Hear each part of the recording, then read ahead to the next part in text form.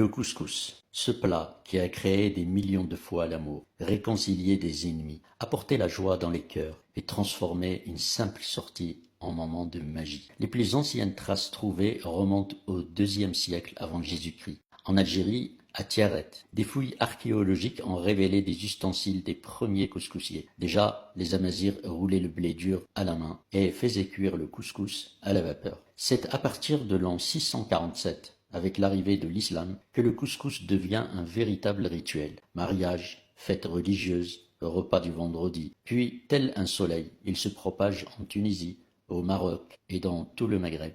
Au IXe siècle, il commence à apparaître dans les écrits. Ainsi, en 1230, l'Andalou Ibn Razin Tujibi le décrit. En 1377, l'historien Ibn Khaldoun le mentionne dans sa Muqaddima, soulignant son rôle central. C'est du XIe au XIVe siècle, sous les Almoravides et les Almohades, qu'il devient un mets de prestige, servi dans les banquets royaux et diffusé jusqu'en Andalousie et en Sicile. Au XIXe siècle, les colonisateurs français commencent à l'introduire en Europe. Puis, entre 1950 et 1970, l'immigration maghrébine en France en fait l'un des plats préférés des familles. Enfin, le 16 décembre 2020, l'UNESCO inscrit le couscous au patrimoine culturel immatériel de l'humanité. Aujourd'hui, qu'il soit simple, au poulet, à l'agneau, au poisson, au royal, sucré ou épicé, le couscous reste un symbole universel de mémoire et de partage. On ne peut pas effacer l'Algérie.